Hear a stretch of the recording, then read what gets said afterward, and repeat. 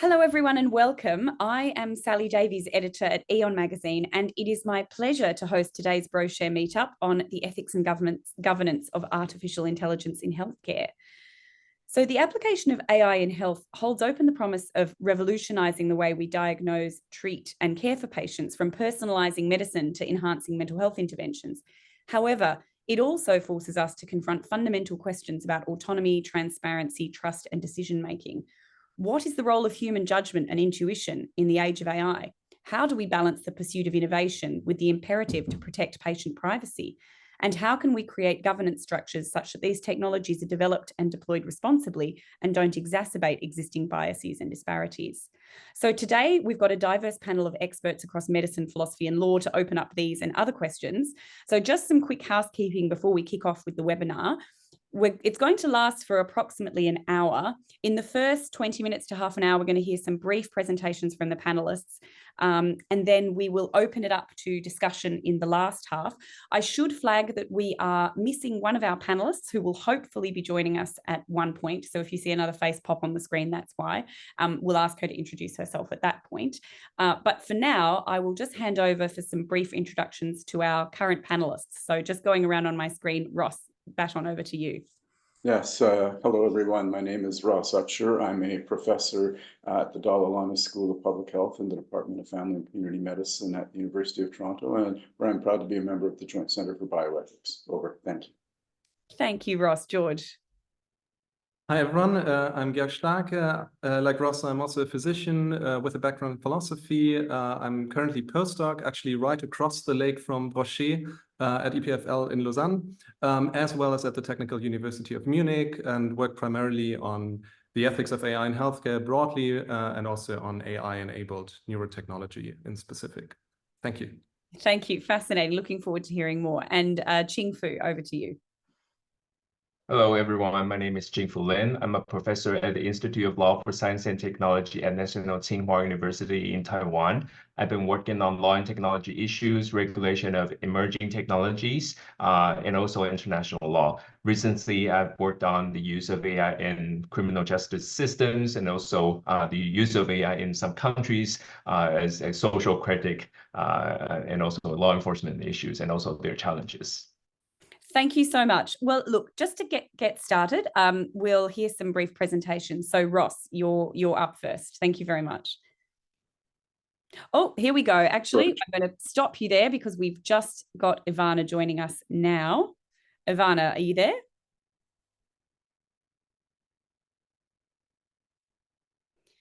I tell you what, while Ivana is joining, let's kick off with your presentation, and we'll loop Ivana into the conversation once her connection is established, if that seems right. So over to you, Ross, for the presentation. I thought George was going to go first.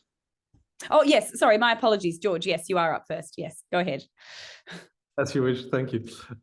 So yeah, thank you, everyone. So to get right into the debate afterwards, amongst us panelists, but also with everyone joining online, I mainly want to raise 3 points in my brief presentation that I think are actually really important for our context at hand. First, I think the topic of trust is fundamental in medicine in general, but also and not only with view to integrating artificial intelligence in healthcare.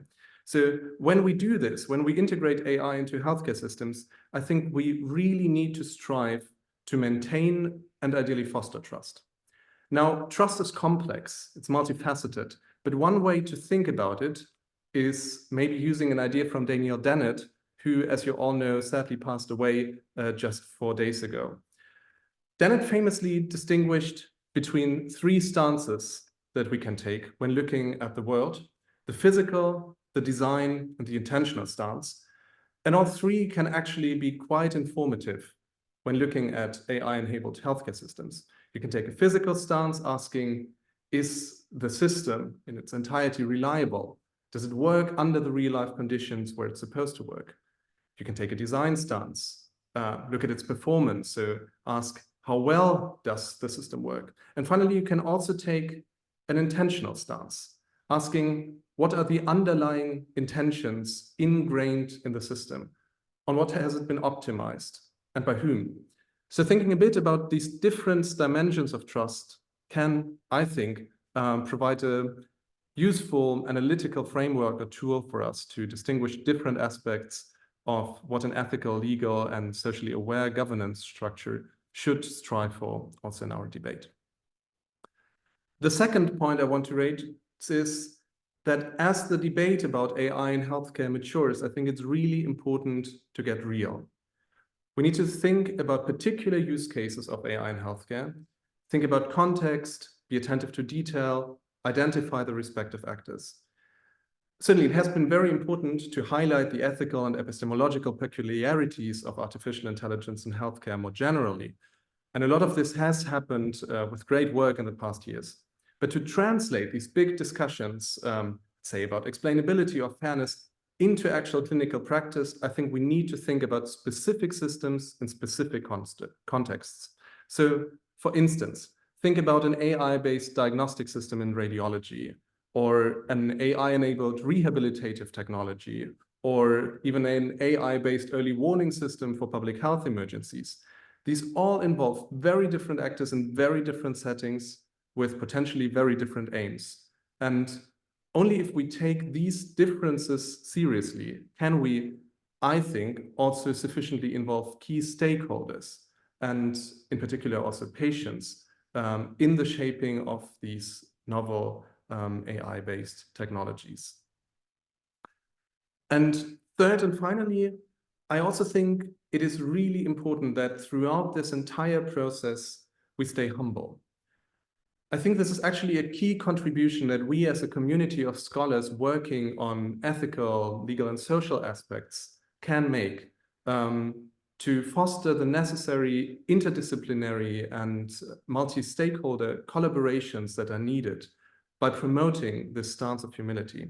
And what I mean with this is not that we negate our own expertise, but that we remain aware of its limits with view to our own professional expertise, whatever that may be, for instance, as physicians, with view to the knowledge contributed by other disciplines, really important in these interdisciplinary environments, and crucially also with view to the lived experience of patients who are ultimately affected by a specific technology.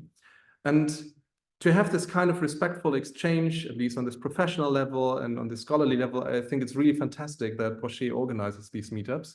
And I look very much forward to our debate. Thanks a lot for your attention. Thank you so much, George. That's very, very helpful to set the scene for us. And now, indeed, finally, over to you, Ross, for the second Thank you, Sally.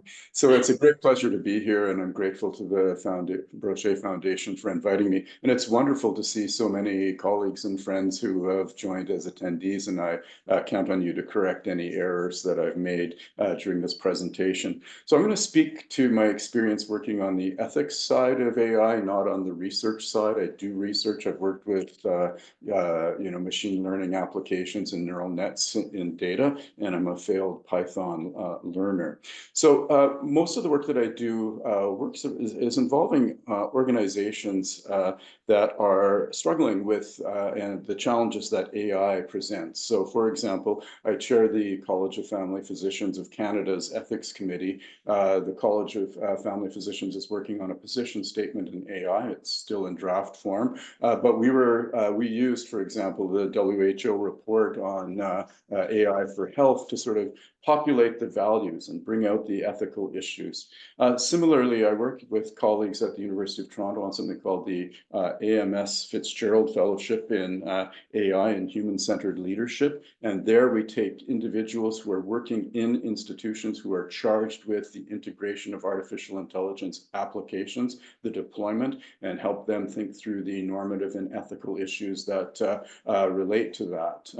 And thirdly, we teach a graduate course in ethics and AI at the School of Public Health, and many of our students are AI researchers, so we try to foster the notion of responsible use of technology and integrating ethics into their AI design. So, of course, AI is a multifaceted, hydra-headed creature that's in constant evolution. I think, Georg's, comment for epistemic humility is particularly germane in this very dynamic and protean environment where, 2 years ago, nobody saw large language models or multimodal platforms coming, and here they are. So we need to be very much on our feet. However, with respect to the ethical issues, I think they've been incredibly well characterized. There are major reports from multiple sources. I again will point out the World Health Organization did a magnificent job on AI for health, but also a really good in January 2024 report on governance and multimodal platforms, which I think is really helpful. Talks about the value chain, about deployment, developers and users. It's got all of the ethical frameworks there. So the ethical issues have been well characterized, and the scholarship is, in ethics and in regulation and law, is escalating at the same pace as multimodal platforms. So where I see the work that needs to be done is something that I think is work that needs to be done across ethics and ethics governance and ethics advice, not just in artificial intelligence, but in multiple sectors of policy and practice, and that's better integration. How do we saw this as a problem during the pandemic. Many of the ethical issues that we faced around, public health measures, around allocation of resources, were very well characterized in the literature. It's the translation of ethics into policy and practice that I think is the horizon that we need to really focus on. So I'll stop there, and I very much look forward to the conversation, and thank you so much for the invitation to be here. Thank you, Ross. That's fascinating. I think, to pick up George's challenge to kind of get real, I think it would be great to dig into kind of precisely the way these different organizations work and what their role is as stakeholders in kind of delivering healthcare and how that sort of affects the principles that may apply to them. But we can get into that in conversation.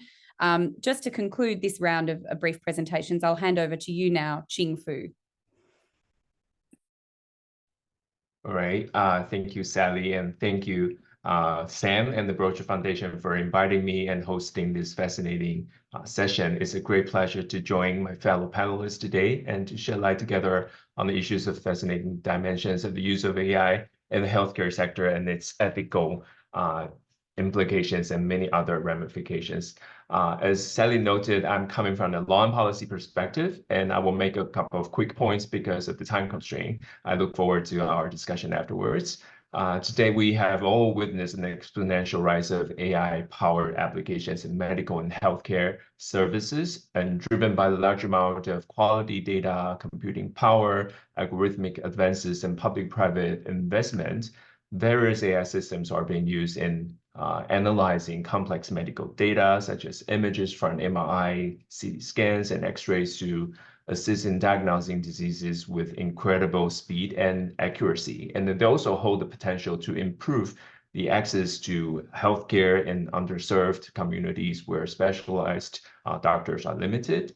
AI-powered personalized medical and treatment plans are also on the rise. For example, IBM's Watson for Oncology can take into account the patient's medical history and compares it to a vast database of cancer types and treatment outcomes to recommend personalized medication and therapy options. In other cases, the allocation of resources may also be streamlined and or efficiently prioritized. Having said that, there are, as you know, crucial issues that raise concerns, such as algorithmic bias and discrimination that may ultimate or perpetuate inequality in the existing society in healthcare delivery as well. Data protection, privacy issues linked to autonomy and sensitive health data, accountability and liability issues, and transparency or explainability challenges caused by the black box nature of AI algorithms that may further complex the above mentioned issues. In some cases or societies, certain populations or minority groups may not even become part of the training data, or they can be systematically disadvantaged because of the inaccuracy due to their overall lack of access or representation in the medical services in general, not to mention other distributional justice issues in the application of AI health systems and on the ground. As we know, the US FDA has its software as medical devices, SAMD policy that outlines its approach to regulating software-based medical devices, including AI. The SAMD action plan focuses on several key areas like clinical evidence or evaluation, for example, real-world performance data, or the evolving nature of AI technologies, because they can self-learn and that would change in terms of their performance. They need, and also the need for the better regulatory review and oversight, as well as transparency and information exchange with different stakeholders or developers, healthcare providers, patients, among others. Interestingly, while the SMND action plan reflects the FDA's way to strike a balance between promoting innovation in AI health or digital health and ensuring safety and effectiveness of SMAD products, the ethical dimension is not an integral part of the regulatory process. Similarly, the EU's new AI Act, which was just adopted, where we're still waiting for the final text, and also the implementation timeline is tiered. The Act does not explicitly categorize AI healthcare systems or SAMD as high-risk AI systems per se. In some cases, such as the use of AI by public authorities or private actors in determining access to or enjoyment of essential private services or essential public services or benefits, including healthcare services, as provided by Annex 3 to the AI Act, and also when the AI systems may significantly harm health, safety, and fundamental rights, it will fall into the category of high-risk AI and be subject to all kinds of requirements under the Act. But other than that, AI health applications or SAMD products do not, by default, need to abide by the various requirements of the AI Act. And even if they are categorized as high-risk systems, the oversight mechanisms focus on individual rights, protections, rule of law, etc., rather than ethical considerations. My other points relates to the fundamental challenges of black box nature of AI algorithm, which we all know, which also make it difficult to set out a clear set of accountability, liability, and traceability rules and standards. While some laws and policy instruments have upheld transparency and explainability as the general principles of AI governance, there are also many other types and layers of AI transparency, including, but not limited to, the proprietary nature of AI algorithms in training data systems as well, because they are protected under trade secrets laws and will not be disclosed easily except for exceptional cases. And this is kind of a legal black box issue, or the inherent technical nature of some AI systems, especially those based on machine learning or deep learning algorithms, which makes the whole decision-making process unexplainable. Maybe some mathematical explanations, but not human understandable explanations, which is usually referred to as a technical black box. There are also dimensions of technological literacy kind of AI black box, which touches upon the professional user's competences of understanding the potential ethical challenges of the use of AI, such as privacy, autonomy, inequality, bias, discrimination, etc. And the current regulatory landscape, as I noted just now, does not seem to have a nuanced look at the ethical dimensions as well, and also the approach to the requirements of AI transparency in a nuanced way, which may further undermine the other regulatory objectives like autonomy, consent, and accountability. Perhaps very quickly, last but not least, at the user front, there are also ethical and professional challenges that need to be addressed. We humans, as you know, tend to be submissive to machine-generated numbers and suggestions, right? I don't usually challenge my navigators, etc. And there could be other kind of psychological anchoring effects on physicians and other medical services providers, and they can be de facto anchored by the AI suggestions and go easy on personal professional judgments, especially when there is an institutional pressure on using AI systems actively, or they have heavy workload, or they don't get a full understanding of AI bias or other literacy issues. There could be also issues of new versions of defensive medical practice, even when the physicians or medical service provider do not agree with AI suggestions, but choose to go with it just to save time of convincing others or writing reports or facing major liability results. and also the prevalence use of AI systems and ultimate automation of in some use cases may, in the long run, undermine the medical professionals' overall competences to detect or correct the bias, discrimination, or other unethical problems of AI systems. So sorry for taking too much time, but I'll stop here. I look forward to having more conversation. That's absolutely fascinating. Well, look, there's lots to unpack there.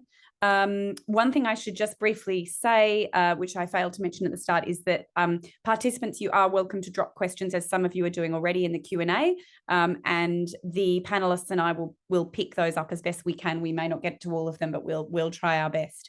I am going to kick off the discussion. I was quite struck, Ross, by your statement that it sounded, from what you said, like you thought that the kind of ethical landscape of AI in healthcare was kind of reasonably well defined, presumably not in the sense that all healthcare systems are sort of rising to the challenge, but at least we know what the challenges are. I was curious to know if the rest of if I've characterized that correctly, if the rest of the panel kind of agreed, or are there pressing areas where actually we're kind of lacking in ethical guidelines for this brave new world that we're confronting with AI in healthcare?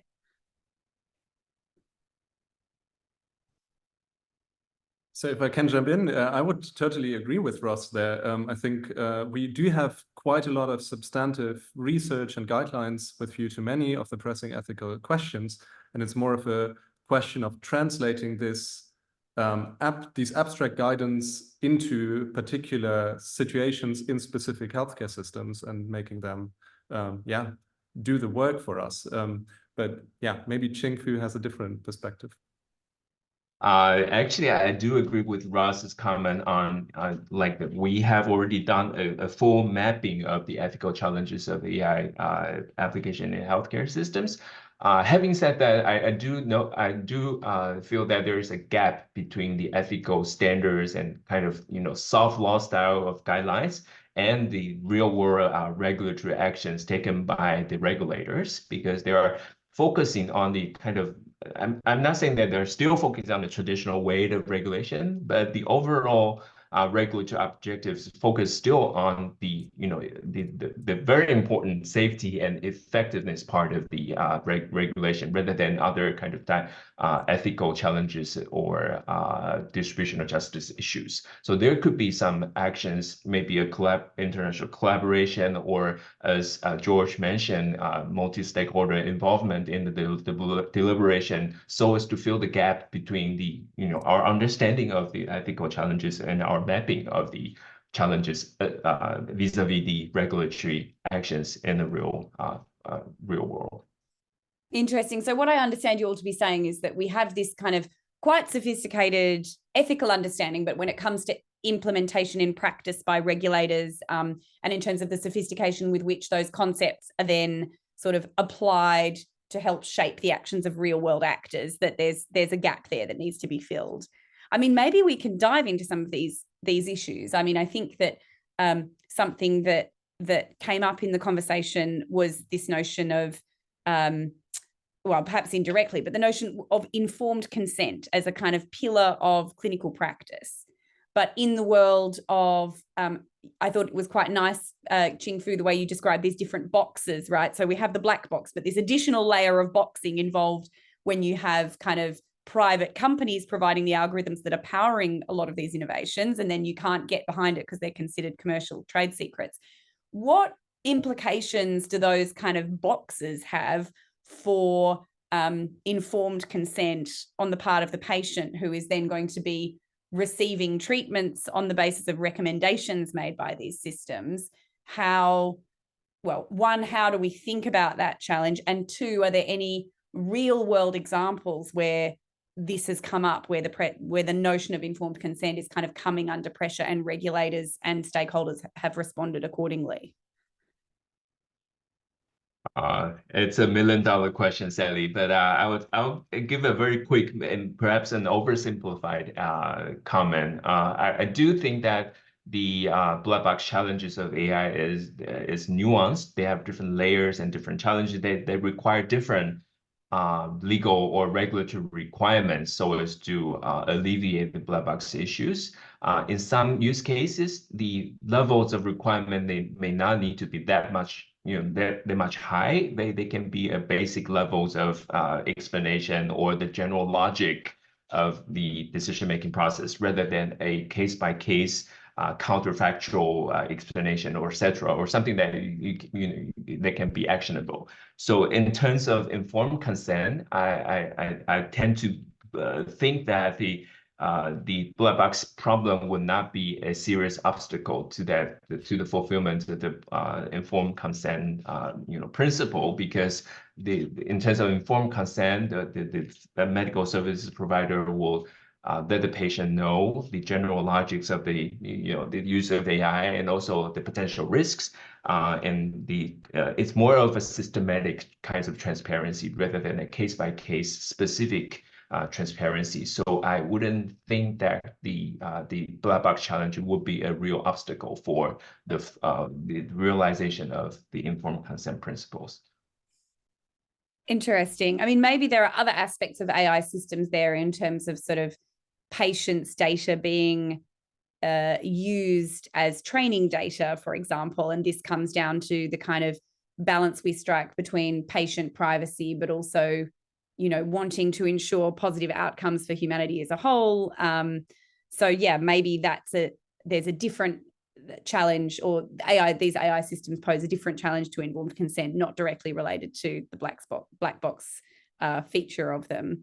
Ross or George, I don't know if you want to contribute to that in any way.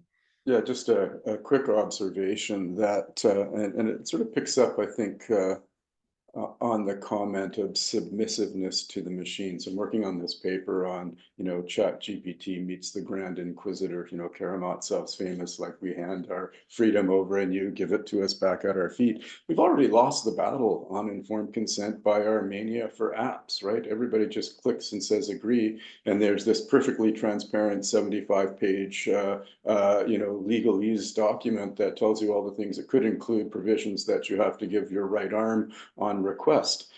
So we have already become submissive with respect to how we use and give away our data, and that's what's fueled all of these large language models and multimodal platforms that know so much about our preferences and are able to exploit our biases.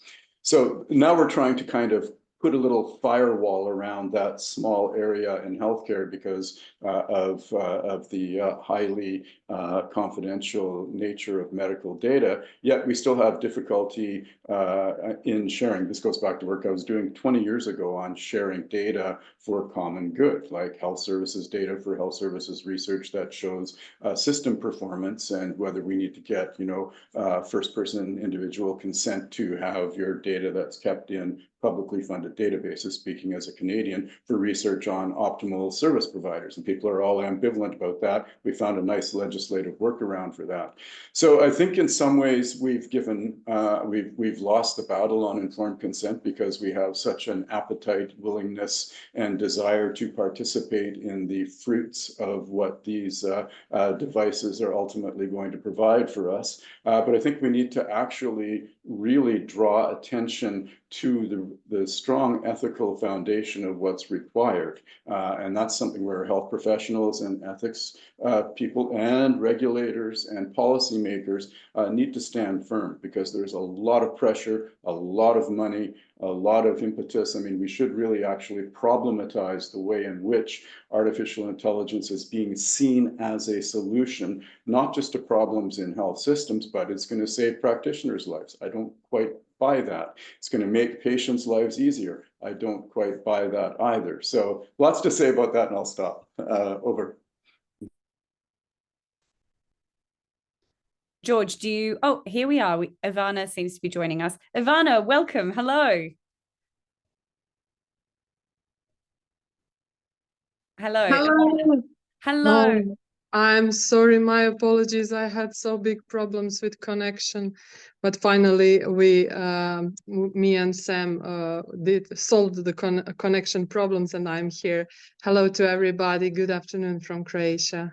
Hello. Thank you so much for joining us, Ivana. So we've heard presentations from the other panelists, and we've just had a a brief discussion now, kind of starting to unpack the subjects of the topics of conversation. So we've chatted a little bit about informed consent, but perhaps before we continue, if you're happy to just introduce yourself, and if you feel comfortable to just give a brief 5-minute presentation on your main areas of interest, and that way we can weave your areas of focus into the conversation. Yeah, of course. Thank you, Sally. Also, many thanks to Brochure Foundation for giving me opportunity to join this discussion. It's my distinguished pleasure to be with all of you today. My name is Ivana Gregoric, and I work as assistant professor of philosophy at University of Zagreb and research associate at the Scientific Center of Excellence for Integrative Bioethics. I'm a philosopher, wrote book Cybernetic Beings in the Age of Scientific Humanism, Prolegomena for Cyborg Ethics, that has been published by the American publishing house CG Global, and other book in cooperation with my colleague, Philosophies of the Future and the Non-Human, from Cyberspace to Human Enhancement. So I would like to share my presentation, Artificial Intelligence and the Future of Humans' Ethical Aspects, but now I'm on the phone because my laptop did not work as well, so I will try just to share my screen because I never did like this. Sorry, one moment.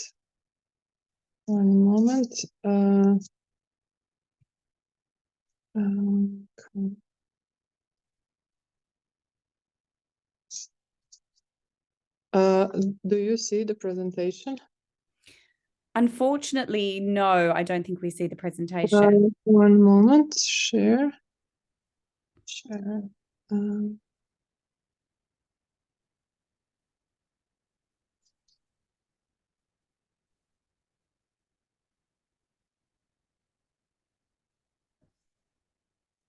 Okay.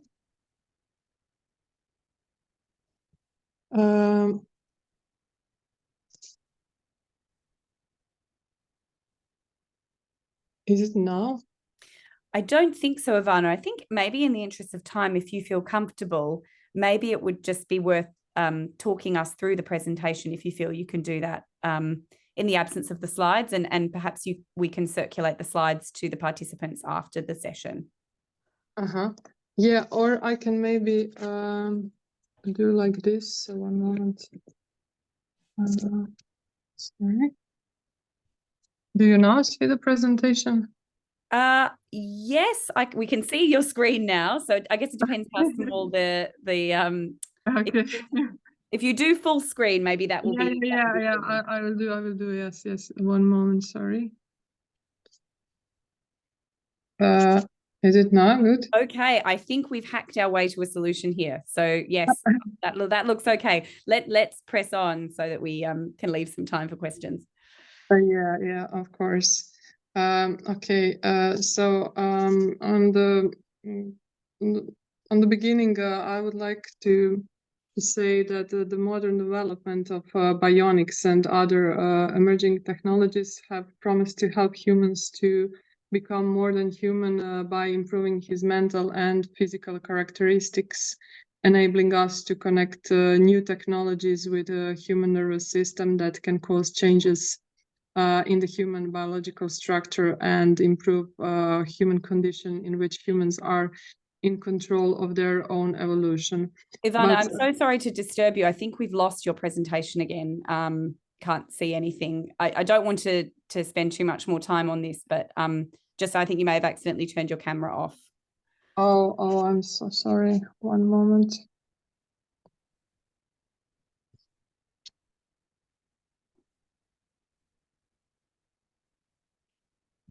Okay. Okay. So yep, we can see it now. Oh, you can see it now. Okay.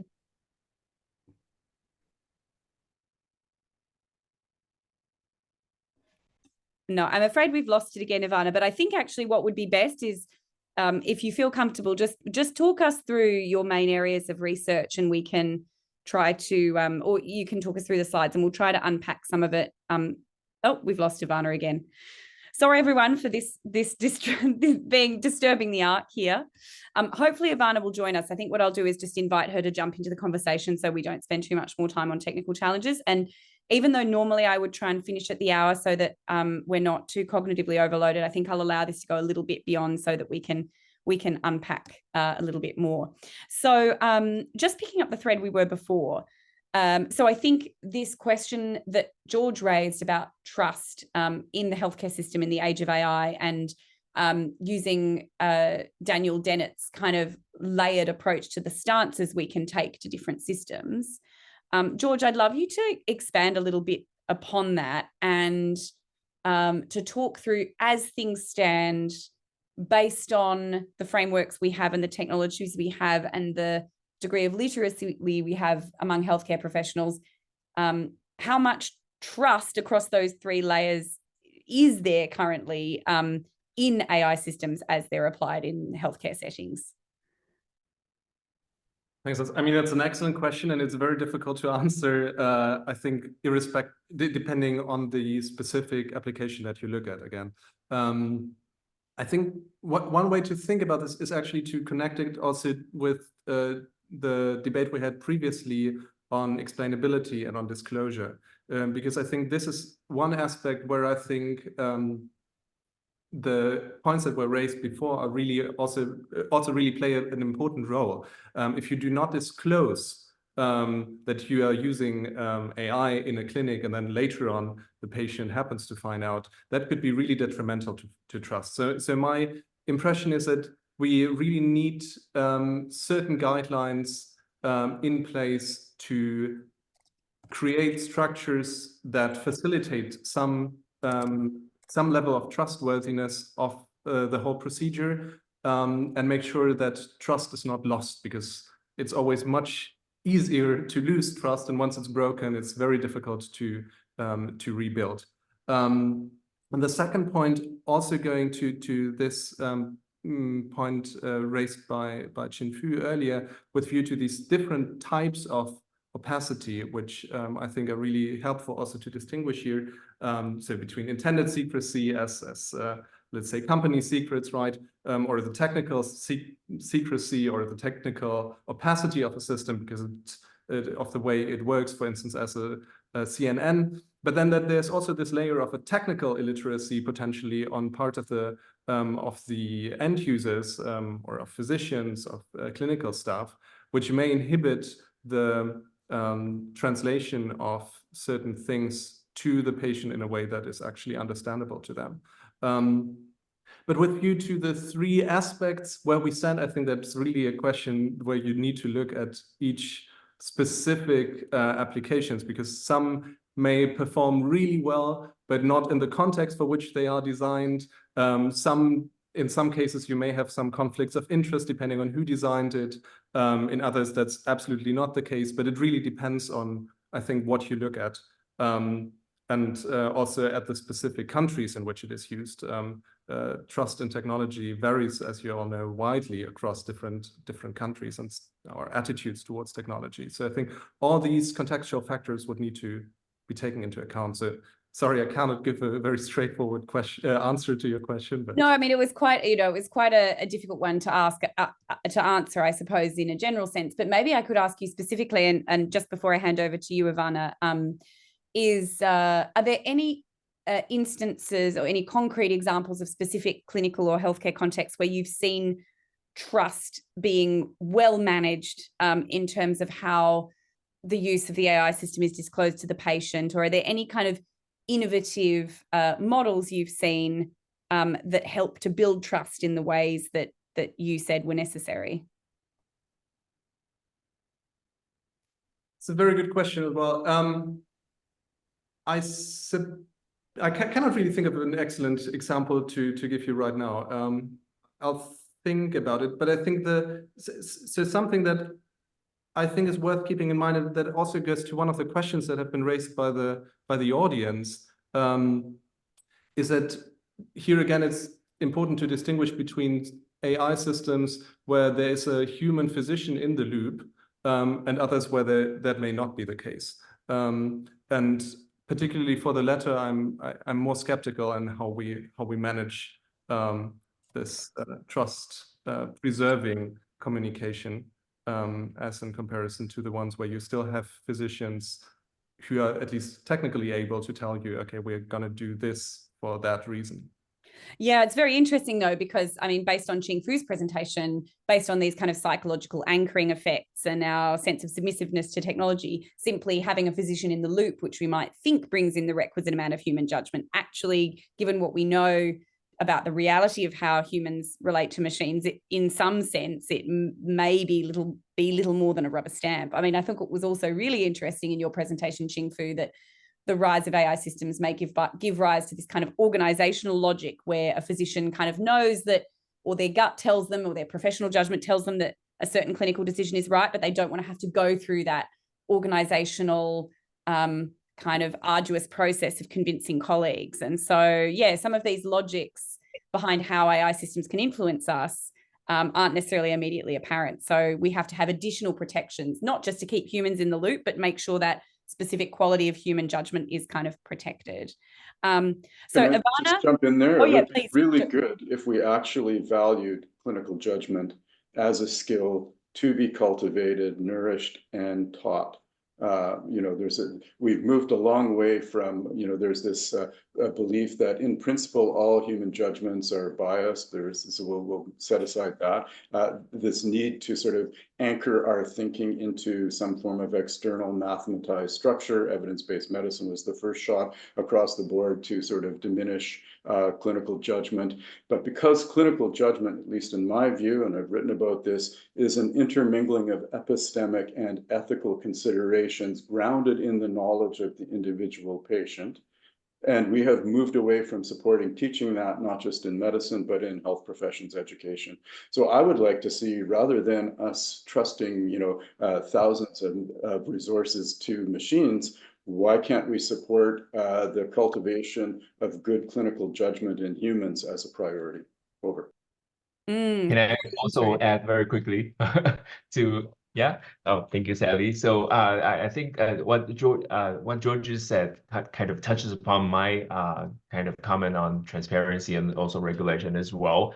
After all, we need to answer questions of what we are trying to build on, you know, build trust in terms of doctors' trust in the use of AI, patients' trust in the use of AI, or the regulators' trust in the development and use of AI systems. And also, what are the sources of trust? I know there's a recent paper on how ineffective it is for ethical measures to contribute to building more trust in patients and also stakeholders, right?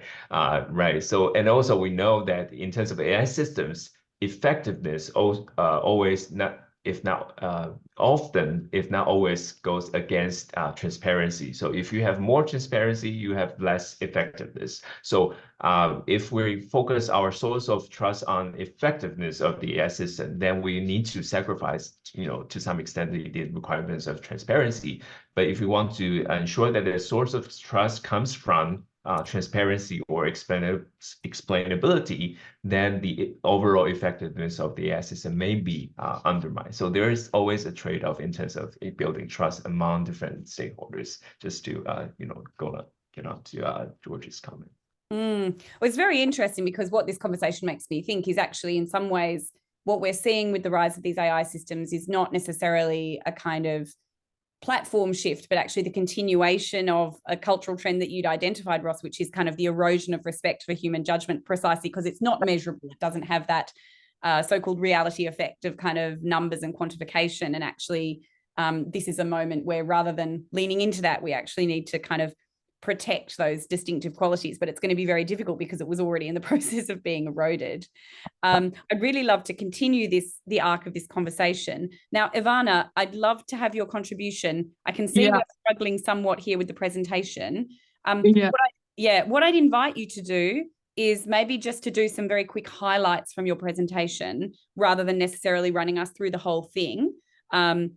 We can see it now, but I'm just loath to have another kind of set of problems where we can't see the screen. So if you just want to run us very quickly through your your kind of main Okay. interventions. Yeah, in 5-10 minutes. Yeah, okay. So I would like to speak about the modern development of bionics and other emerging technologies that have promised to help humans to become more than a human by improving his mental and physical characteristics and enabling us to connect new technologies with human nervous system that can cause changes in the human biological structure and improve human condition in which humans are in control of their own evolution. So here fundamental question arises, such as what does it mean to be a human, and what is and what should a human being look like? So when we talk about the ethical aspects of the cyborgization, we must start from a philosophical assumption that enhanced cyborgs, like other cybernetic transhuman and post-human beings, set up a new cybernetic ontologies and anthropologies. From an ethical standpoint, cyborgs are only the first step of transhumanism towards post-human robotic beings and man-made artificial intelligence. Cybernetic science and technology ontologize the entire biological life of nature and society, and man and the world are no longer ontologically and ethically grounded in a transcendent battle, God, or in a self-consciousness subject. So we can say the substance, the subject of our time, has become an independent scientific technical mind whose essence is the will to power and the mode of existence in the technical mind. And this is on the one hand makes him powerful, but also powerless, because he is no longer a subject but an object of the self-serving movement of science and technology. So cybernetics sees man as a cybernetic system that can be programmed, controlled, the damaged parts can be changed so the system can continue to function. So for example, when a part of a technical device breaks down, it can be replaced with the same new part and the system will work like a new. This systematic observation of the human organism in the spirit of cybernetic understanding of replacement of organs or limbs in the human body belongs to the maintenance of the condition. For example, in the case of disease, we can return to basic healthy state. But the question is, why do we repair and reshape a healthy human body and function? It's about setting up a new cybernetic reality in which some authors in the spirit of transhumanist agenda called scientific technical evolution that will replace the slow Darwinian evolution. We have these two goals of cyborgization, reconstructing and improving. Now we don't have time to watch all of this, but this is one of the scheme of cyborgization that I made during one project. And here we can see that almost all organs can be replaced and embedded. What is missing is brain. This is here we can see how man of the future will look like according to transhumanist. So it will have external layer, solar protection skin, replacement organs, smart skin. And it is possible that technology that primarily used for therapeutic purposes ultimately result in intervention that we are currently looking as in improvement. So here I made few examples. Now we don't have time to talk about all of them, but anyway, we have physical improvement, cognitive improvement, life extension, improvement mood. This is Professor Kevin Warwick, known to everyone for connecting his nervous system and made the first electronic communication between the nervous system of two people with his wife, Irena. Also, we can today improve our sensation by implant that allows us to connect the tiny metal object and magnetic field sensors. We have hearing enhancement. Here we can see the biohacker richly that improved his senses and abilities by connecting his GPS phone and microphone to his ear. Also, There will be many possibilities in manipulating human brain traits. The enhanced man will be able to choose memories. Kernel is working on a chip that would improve the function of the human brain, such as memory, recollecting, and thus allow healthy people to improve their memory on other traits. Black box, it will be also be able to recover the lost memories. So scientists are developing brain implants that will improve our memory. So the implant will detect that the patient has memory problems, and it will stimulate the brain by giving it targeted electrical improvement. Think is one also interesting application for improving memory, that we will be able to control our mood. So if we can control the stress, we will be able to control also all our mood in any environment. Electrics, okay, now I will a little bit skip this. And also, this is everybody known, Amal Grafstra, the founder of online chip market, where we can, dangerous things website, where we can buy chip and install it on our own risk. So when I asked Amal whether they needed some ethical approval for this project, he replied that ethical approvals were not required, just as body modification with jewelry does not require approvals. He believes that our body is our property, and that we have the right to control our evolution. So I think it's necessary to set also one cybergraphics committee that will establish the ethical principles through intersubjective dialogue and adopt the legal regulation, so we can set the limits of implementation of artificial technology into human beings. And I put forth some principles for cybergraphic principles. So first one is the principle of thinking, starts with the question, what can I know? Or what we should do now, we should rethink the essence of the technological progress and to have a moral responsibility. The second is principle of ethical responsibility. So we should start from the issue, what should I do? We should encourage democratic discussion through intersubjective public dialogue, and to make sure that the human has freedom of choice and free will, and to harmonize a legal regulation. And the third one, the principle of using technology. It's important to define how to use technology, so to give ethical guidelines for scientists where they should stop and continue, to make a line of demarcation of ethics of life preservation, and because technology must not plan to transform a human.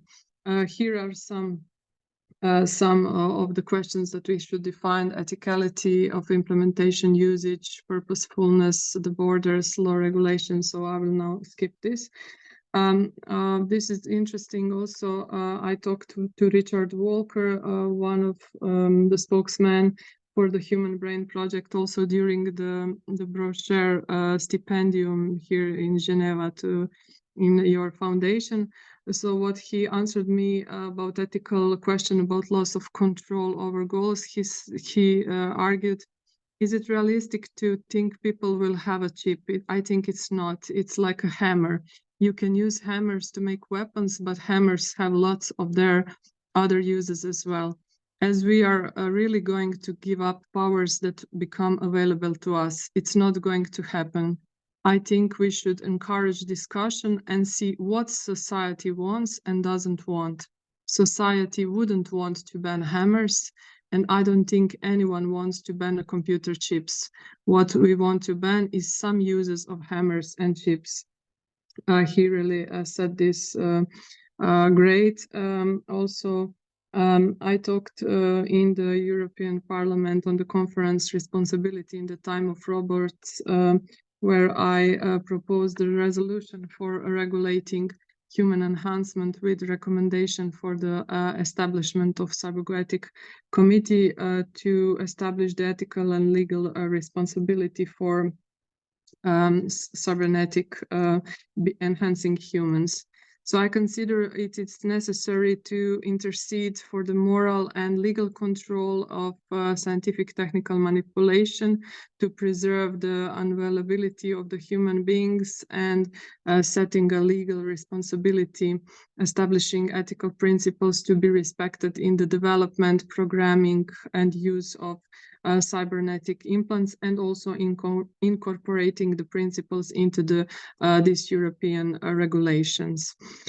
So how to limit the future advancements of cyber devices by protecting person dignity, autonomy, self-regulation, considering security, protection, freedom, privacy, bringing a legal framework geared to ethical principles that reflect the complexity of medical and bioethical implications, and also developing ethical guidelines for the development, design, production, use of cybernetic devices. So I have also a few more slides about it, but I think I should skip it because we are a little bit now on the it's 2 o'clock. Oh my god. Okay, Don't worry, Ivana, that was really fascinating. I think what I'll do at this point, and I should say I'm very conscious that there are questions building up in the chat. So we will try and get to those. And I had said, Ivana, I think when you were off, I'm going to let this run a bit over, maybe to the 1/4 the hour, so we can cover a bit more ground. Now, what we've been talking about prior to this presentation, I think, was kind of governance and regulatory and ethics frameworks for sort of more near-term challenges, things like the application of AI to systems for diagnosis or early warnings for public health incidents. I think what would be interesting is to hear from the panel, other than Ivana, how well adapted they think the current ethical landscape is to the kind of challenges that Ivana is setting out, which they seem sort of longer term, although obviously there are sort of there are things happening right now in healthcare settings with biohacking and human enhancement that do make this tangible. But I was just curious to what extent you think that the discussion we've been having to date is kind of applicable in this domain, or are questions of cyborg ethics distinctive and sui generis? Mm-hmm. Well, I wanted to also mention a few more principles of ethics of artificial intelligence that I think it's very important to mention. The first principle is safety. So the construction of artificial intelligence that is safe and that does not pose a risk to humanity. So security must be at the highest possible level, because the lower the security level, the greater the probability to direct harm to its users. So harm can be, financial, can be pin hacking, it can be physical, that you get hurt by some robotic arm at work, can be mortal, autonomous car, for example, error, or psychological, for example, the bot replica that we know all. So the benefit and harm are fundamental ethical categories in the development of artificial intelligence. Sorry, Ivana, I'll just interrupt you there. I'm sorry if my question wasn't clear. Mm-hmm. Maybe if we just leave this this screen on the yeah, and then we can all see the principles, which is very helpful. But I'd be just curious to get the reactions from the rest of the panel, from George, Qingfu, and Ross, to Ivana's presentation and the extent to which the kind of ethical landscape we've been describing and discussing is applicable to the sort of challenges that Ivana is discussing. So maybe if I may start, I suppose I'm a bit skeptical concerning the hype about AI-enabled neurotechnology and the factual capacities this technology has at the moment. That being said, I do think that actually, also going back to the discussion that we had before, there is really some interesting things that also Ivana touched on with view to regulation of these technologies. Because you're the expert, Qingfu, on legal issues, but at least as far as I understand it, there's some gaps with view to this technology because if it's medical, then it is a medical device, for instance, if it's implanted, and it's quite closely regulated. But these examples which Ivana showed that are going more into biohacking, where you can buy some stuff and try to work it out on yourself, are much less strictly regulated. So I think this is really an issue and a gap that also relates to what we have been discussing before. I think another area where this seems to be connected is something that, well, each of you raised in different ways, I think, but particularly Ching-Fu is this question of equity and justice, and the extent to which AI-enabled healthcare innovation can exacerbate existing inequities or, to a certain extent, redress them. Now, we're familiar with this in the context of the biases that these systems tend to fall prey to just by virtue of the fact that they're trained on real world data, and that data is, of course, the byproduct of biased humans, but also in the context of kind of human enhancement. One imagines these dystopian scenarios where you effectively have this kind of speciesization, if you will, of kind of a layer of humanity with access to these augmentation technologies, and a subservient subsection who doesn't have access to it. So I guess this is an opportunity to ask the panel, how is it that these technologies can be geared towards serving the ends of justice and equity, and how can we avoid dystopian scenarios where these systems embed and entrench bias and create new inequities? And perhaps we could answer that question with reference to examples where these systems have worked well, or alternatively where we've seen these systems work poorly and where biases in the data are being applied unreflectively or without being picked up.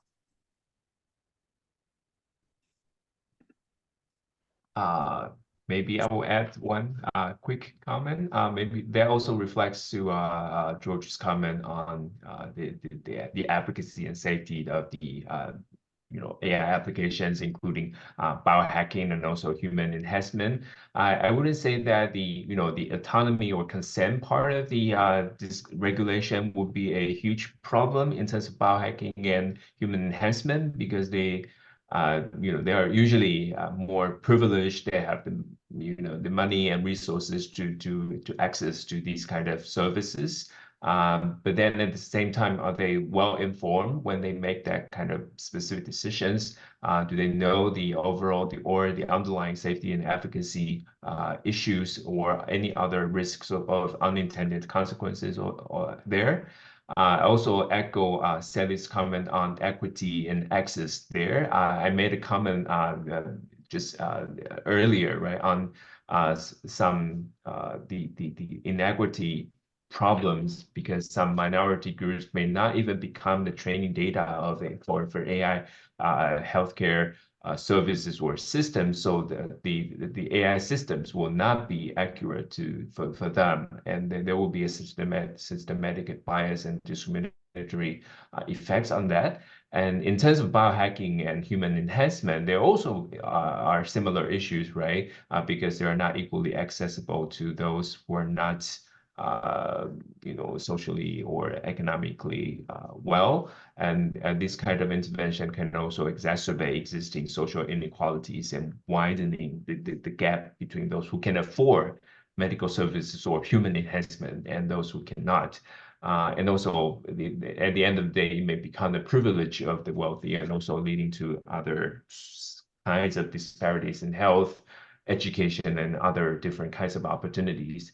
And interestingly, the current regulatory attempts to address these kind of issues, for example, the EU AI Act, it focuses on, in terms of the categories of high-risk AI systems, it focuses only on the provision or access to essential services and benefits. And this kind of human enhancement and biohacking will not be considered as essential services and benefits, so they will not be subject to all kinds of legal requirements of the AI Act. And what do we do in terms of regulatory intervention? That's very challenging. Very interesting. Ross, I can see you wanted to jump in there. Yeah, just on any, so there's sociologist from the US, Lincoln Phelan, who came up with what they call fundamental cause theory.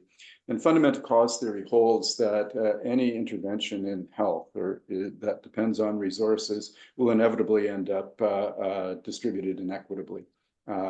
I won't go into the details. If people are interested, I can send them the results. But those who have access, I think somebody put a comment in about CAR T cell. Yeah, if you have access to the resources, they tend to fall out for those who have access to the resources. Same thing. I can't claim any expertise or understanding of cyber hacking or cyborgs, but anything that relies upon access to technologies, except for maybe I think the exception might be the cell phone itself. Tend to be end up being distributed inequitably and end up even in advanced capitalist high income settings increasing inequities rather than decreasing them. Over.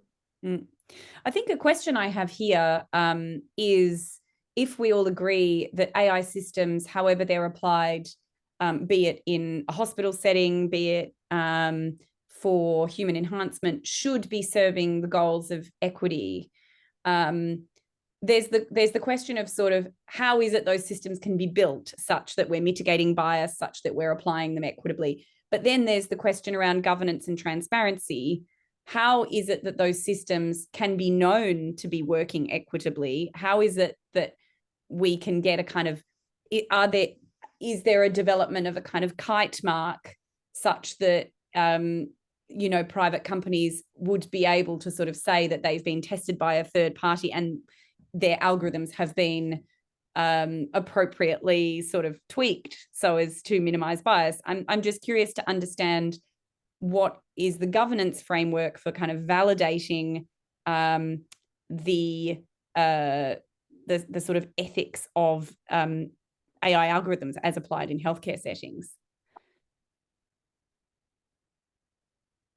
Is there one, or is there discussion of one, or is it just a bit of a wild west at the moment? And everyone knows it's a problem. Regulators know it's a problem, but it's back to that gap that we've discussed between what we know the high-level principle to be and then the implementation of the principle at the coalface.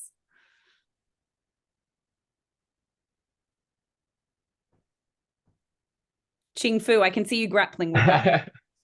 Right. I would say that for the moment, if we're talking about that sort of transparency, the more prevalent regulatory framework would be, nowadays many governments are asking the public use of AI systems to register at a kind of centralized inventory, so they can know the basics and also general logics, the data used in the specific AI systems, so as to enable further, if any, regulatory interventions. But on the private side and also at the end use of AI systems, I'm not that optimistic about what kinds of regulatory intervention that we can have because of the kind of decentralized nature of AI application, and also it will not be easy, and also a kind of a rule of law driven regulatory framework to require that all kinds of AI use and or application should be monitored.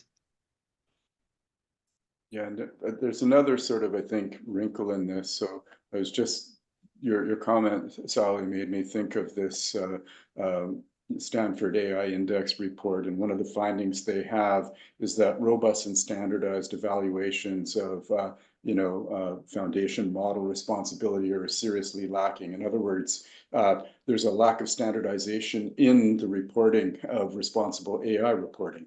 And so leading developers test models against different benchmarks, but you can't systematically compare risks. So that even makes the idea of the ethics framework even more problematic.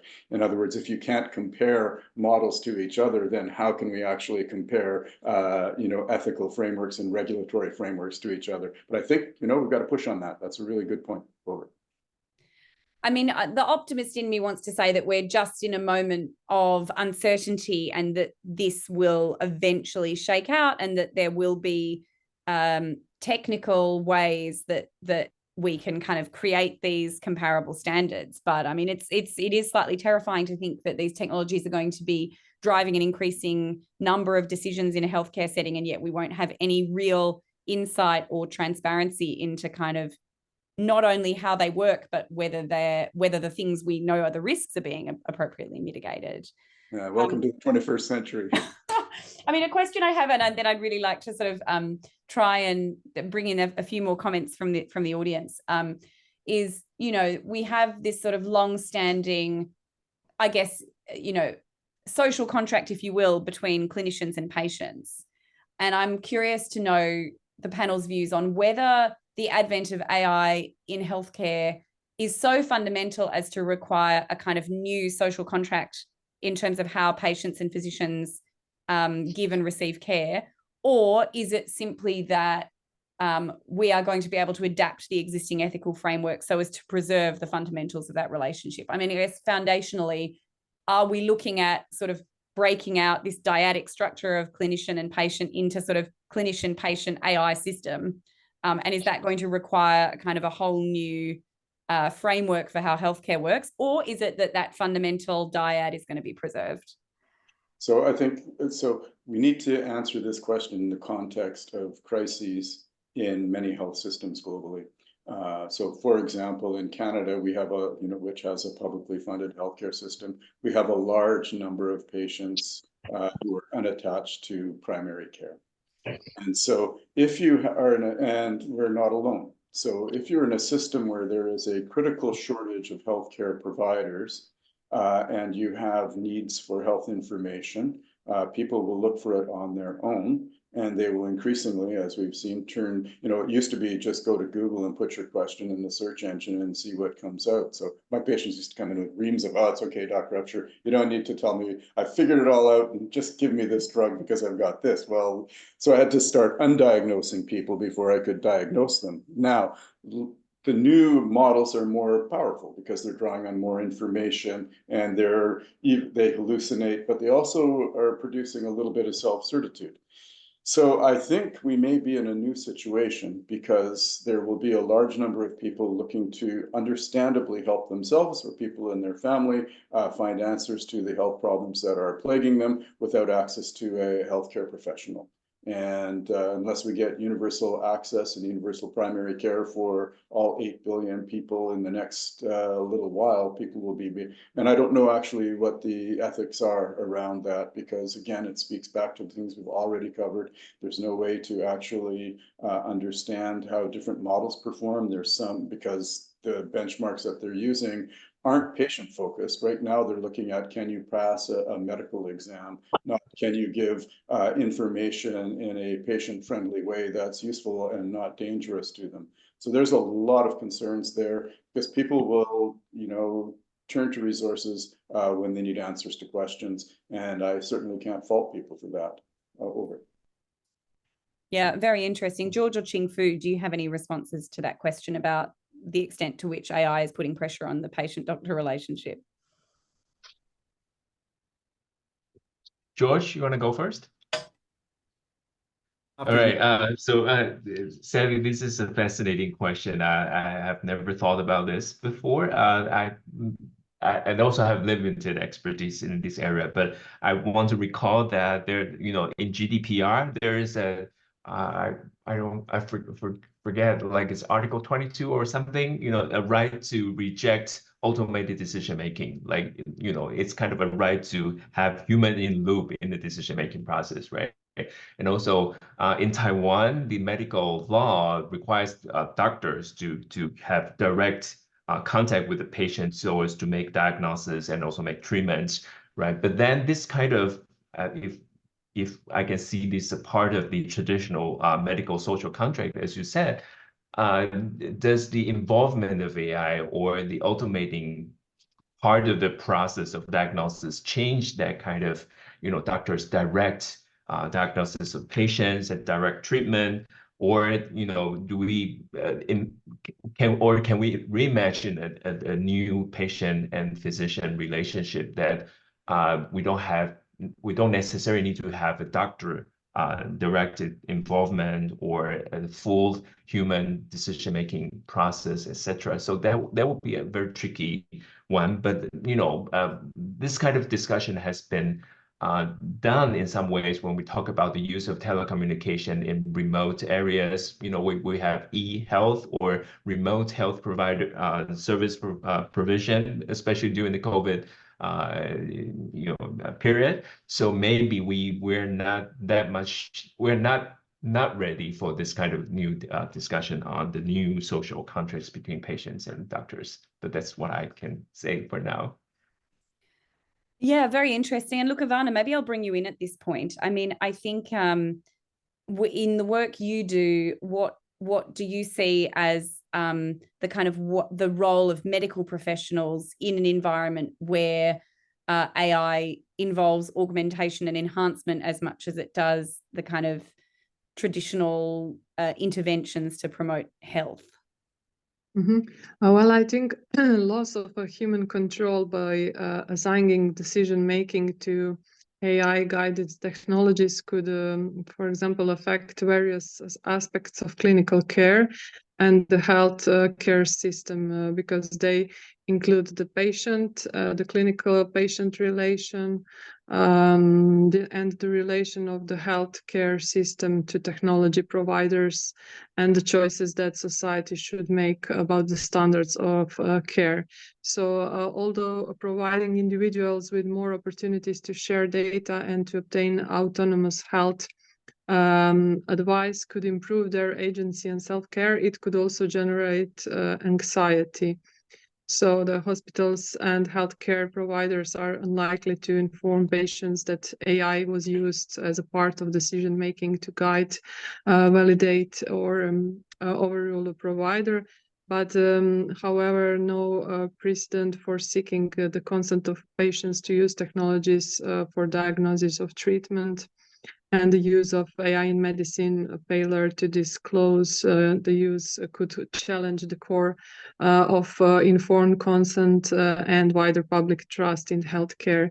So I think these challenges depends on whether any of reason for this obtaining informed consent by protection or autonomy, prevention or abusive conduct, trust, self-ownership, and personal integrity is triggered by the use of AI in the clinical care.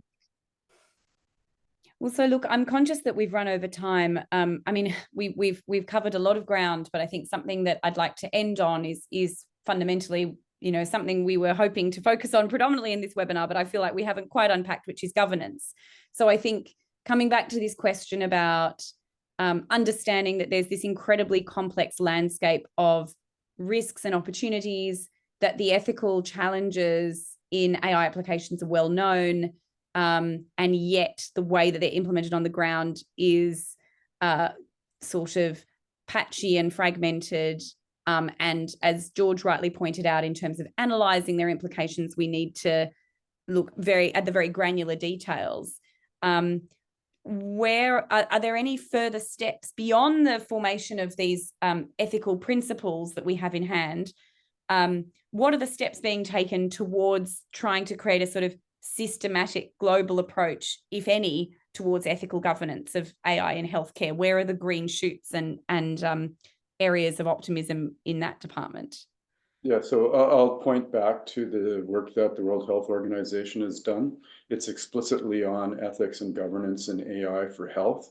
And the one on foundational models is really clear about who, what, when, and where the accountabilities and responsibilities are. Now, we're early in the game because, foundation models and multimodal platforms are new.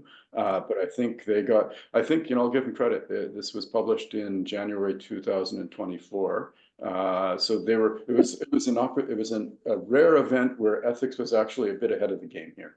And I invite people to read, critique, and send their thoughts to the people who wrote it, many of whom I know. That's why I'm not full disclosure, but I think it's actually an excellent start.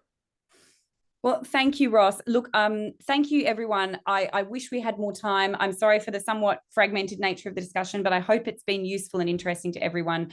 I've certainly really enjoyed the panelists' contributions, diverse as they are. And I'm sure you can get in touch with the Brochure Foundation if you'd like any further information. Yeah, we do very much appreciate your participation, and I'm sorry that we didn't get a chance to cover everyone's questions, but thank you all so much for being here today and participating in the discussion. It's really been my pleasure. Thanks, everyone. Thank you. Bye-bye. Thank you so much. Bye-bye. Bye.